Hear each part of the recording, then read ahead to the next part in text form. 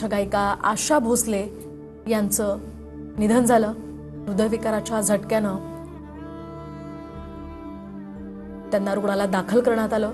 Bridge candy या रुग्णालयामध्ये कालपासून त्यांच्यावर उपचार सुरू होते, मात्र मृत्यूशी झुंज त्यांची अखेर अयशस्वी ठरली आणि त्यांचं निधन झालंय. दरम्यान उद्या 11 ते 2 या वेळेमध्ये त्यांचं पार्थिव त्यांच्या राहत्या घरी ठेवलं जाणार आहे, ग्रँट रोड या ठिकाणी. त्यानंतर त्यांचं अंत्यदर्शनासाठी 11 ते 2 ची ही वेळ ठेवण्यात आली आहे. त्यानंतर दुपारी 4 वाजता त्यांच्यावर छत्रपती शिवाजी महाराज पार्कात अंत्यसंस्कार होतील. दरम्यान त्यांच्या निधनानंतर गायक शंकर महादेवन यांनी आपल्या भावना व्यक्त केल्यात. ते काय म्हणतात आपण पाहूया. I'm sure that every single Indian is just heartbroken. But Didi and her music will never ever perish from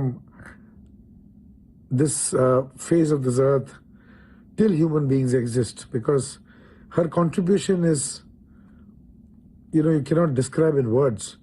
She is somebody who's going to live forever, going to be there on our phones, on television, on every single medium where music plays. She's going to be there with us. तर शंकर महादेवन यांनी या भावना आपल्या व्यक्त केलेल्या आहेत. खरं तर त्यांच्या जाण्यानं ही न भरून निघणारी पोकळी निर्माण झालेली आहे. त्यांनी आजपर्यंत अनेक मुलाखती दिल्या आणि त्या मुलाखतींमधनं आपल्या आयुष्याचे वेगवेगळे पैलू त्यांनी दाखवून दिले. तर त्या म्हणायच्या, संगीत हा माझ्यासाठी हे श्वास घेण्यासारखं आहे. आणि या त्यांच्या वाक्यानं त्यांच्या संगीताबद्दलची त्यांची जी गोडी होती, त्यांचं जे प्रेम होतं ते व्यक्त होतं. संगीत हे त्यांच्यासाठी देवाप्रमाणे होतं. दरम्यान सगळ्या पार्श्वभूमीवर त्यांच्या जाण्यानं एक मोठं जे नुकसान खरं तर झालेलं आहे महाराष्ट्राचं, देशाचं, या पार्श्वभूमीवर ज्येष्ठ अभिनेते अशोक सराफ यांनी TV9 मराठीशी बोलताना आपल्या भावना व्यक्त केल्यात. अशोक सराफ जे काय म्हणतात आपण पाहूयात.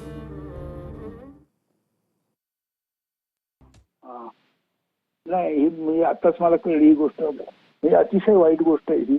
म्हणजे एक खरा ऱ्हास झालेला आहे मराठी चित्रपटसृष्टीतील किंवा गाण्याच्या संगीताचा एक मोठा ऱ्हास झालेला आहे. एक अतिशय वेगळाच आणि एक अतिशय उत्कृष्ट आवाज आपल्यातून दिलेला आहे. लताबाईनंतर ही दुसरी एक दुःखद कहाणी आहे असं मी म्हणेन.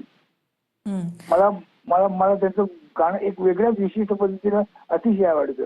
आणि सगळ्यात महत्वाची गोष्ट म्हणजे त्या माझ्या अतिशय फॅन होत्या. त्यामुळे नेहमी त्यांनी सांगितलं की तुम्ही काम अतिशय सुंदर करता. त्यामुळे मी त्यांना कधी विसरू शकत नाही. त्यांचा आवाजही कधी विसरू शकत नाही. हा कायम आवाज आमच्या कानात गुंजत राहील असं मला वाटतं. हे एक मराठी